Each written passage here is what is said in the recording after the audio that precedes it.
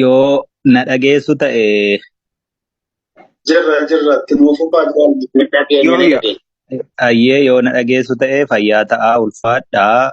Baay'ee iskeejulii biizii ta'e keessaa dirqama kabajaa keessaniif ulfina keessaniifini gidduun dhufe nagaama sin gaafachuu malee haasaa dheeraallee hin qabu dhuguma otoo dandahamee sila halkanii guyyaallee si waliin haasa'e natti tola yoo ammoo haala as jiru hubattanii xiqqoo gara kanatti yaada kiyyaa deemsisuu irra silaa waan irratti xiyyeeffatamuu qabutti xiyyeeffachuutu narra jira waan ta'eefin yeroo gabaabduu qofaa amma bireekii irra jirra waan daqiiqaa xiqqooti isheematti fayyadamee nagaa sin gaafachuu barbaada baga jiraattanii dhaamsi sinii qabu dhaamsuma xiqqoo Oromoon hojii walaa dorgomu arrabaa waliin dorgomiin mataa gadi qabadhaa hojjedhaa mul'achuun homaa gatii hin qabu. Waraanni bilisummaa Oromoo waan barbaadu beeka. Gaaffii sabaati harkaa qaba.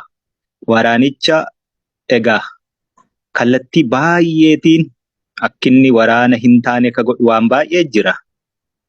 Namni yoo waa gochuu dadhabe qabsoo kanatti gufuu ta'uu yoo baate qabsootti gufuu ta'uu dhabuuni akka nama rasaasa tokko gumaacheetti hin ilaala'an. Kanaafiyyuu buusii miti dubbiin keenya. Maallaqa funaanuu miti dubbiin keenya.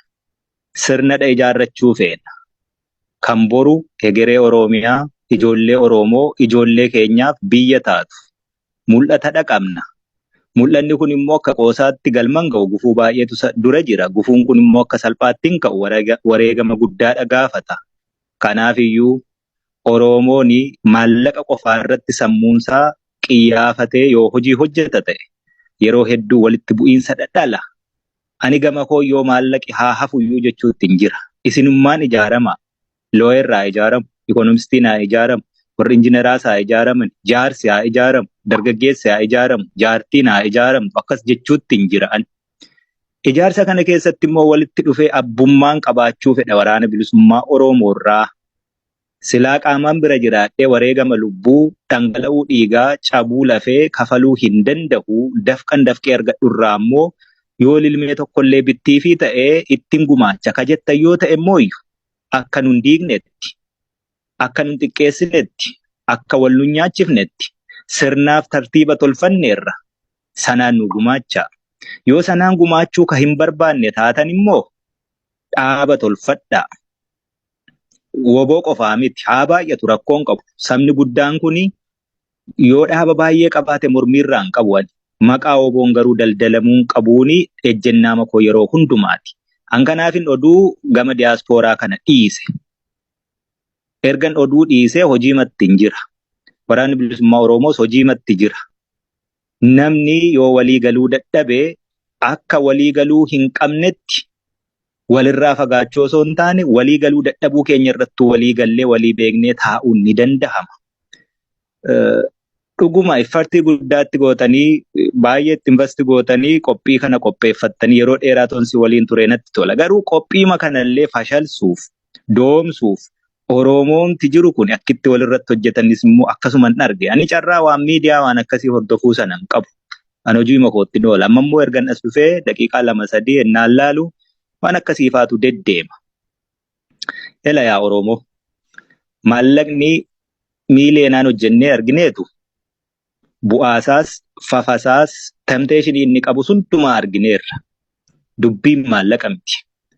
Dubbiin qaanii gabrummaa bara dheeraa jala jirru jalaa bahuudha. Dubbiin bara waggaa 5, 10, 20, 30, 40, 50tti Oromoon eessa gahuu qabdii tarsiimoo tokko lafa kaa'achuudha. Bilisummaa arguu dandeenya ta'a, arguu dhiisuu dandeenya ta'a. Biyyi hin darbu, sabni hin darbu, dhaloonni hin darbu. Dhaloonni hin darbu ennaan jedhutti fufiinsa qaba, walitti ejjaadha. Nuti immoo yeroo tokko ni dabarra. Leegaasii akkamii keenyetu dabarra. Seenaa keessatti galmeen seenaa maqaa keenyaa akkam jedheetu qoraa. Isa kana haa ilaallu. Dhimma maallaqaan laaliina. Buusiin maallaqaa lilmee nuubitti yoo ta'e bu'aa qabdi. Achi keessatti isinis abbummaadha qabaattu. Kan kanarraa hafee waraanni bilisummaa Oromoo har'a 200 miti, 300 miti, 2,000, 3,000 miti. Kuni buusii isin buustan qofaan socho'uu akka hin dandeenye beektu. Buusiin isin buuftan suni abbummaa akka qabaattaniif qofa. Waraanni bilisummaa Oromoo bajanni isaa guyyaatti miiliyeenaanidha socho'a. Beektu lakkoofsa isaa. Kun hundi rasaasadha dhukaasa. Hin nyaata, hin uffata, hin hidhata. Kanaaf iyyuu dubbiin maallaqa silaa otoo taate, maallaquma walitti qabachuu osoo taate, kara deemaa hundumaayyuu gabbaruun hin danda'an. Dubbiin maallaqa walitti qabachuu miti. Kanaaf tokkitti daandii kaayyanneerra. Daandii sanarra deemaa. Wal tokkoomsa. Daandii sana dura immoo dhaabbachuu barbaaddu yoo ta'e, diinuu nu dura jira rakkoon qabu. Wal hubannee ijaaramee waan biraa karaa kanarra Oromoon gaaffiin ishee galma ga'uu danda'a jettan itti amantan hojjedha. Waan baay'ee argeera. Dhaqaarraa hirmaadhaa jedhamee kan achii booddee garuu buusii immoo karaa keenya fidaa. Waraanni bilisummaa Oromoo karaa isa baasuu danda'u tolchate karaan biraa hannisummaaf barbaachise. Hanna sana nurraa dhiisa of danda'a. Yoo ka maraate jiraate wal ta'a maraatuu keessan hidhadhaa Oromoo. Yoo rakkate jiraate wal ta'a. Buusaa gonofaa qaba aadaa qaba Oromoon beela'ee naman kadhatu wal gargaara. Hankanaachi gaachana sabaa ka ta'e kana silaa namni yoo maqaasaa dhaga'u akka barbaadetti waan barbaade huccuu ofii ofirraa baasee kenna waan ta'eef ishee sana jala dahattanii waa gochuun gaarii miti. Namni mana kana keessa jiru hedduun isaa nin beeka. Committed. Warra of kennee olola hedduu dandahee wal harcaasuu mannaa walitti dhufnee waliin taanee tokko taanee waliin dhaabbannee qaanii gabrummaa addunyaa kanarratti hiriyyaan hin qabne sabni guddaan kun warri na gabroomsee lakkoofsaan nun caalu, dinagdeen nun caalu, baay'ina uummataan nun caalu, baay'ina daangaa bal'ina lafaan nun caalu, wiizdamiitiin nun caalu. Yoo waan fedhe ta'eyyuu carraa barnootaa yoo dhabe Oromoon naachuraal wiizdamii qabaa jechuudha. Kana hunda keessa dabartaniitu olola meeqa keessa dabartaniitu asitti walitti qabamtanii jaarmiyaa ABO utubuutti jirtan. Namni hedduun ABO hin beeknu jedha. ABO'nis WBO'nis numaa jechuutti jirra malee maqaa haaraa miti kun. ABO'n jaarmiyaa siyaasaati. Jaarmiyaa siyaasaa hawaasummaa, dinagdee, dippiloomaasii, waraanaan galma ga'uuf hojjetu.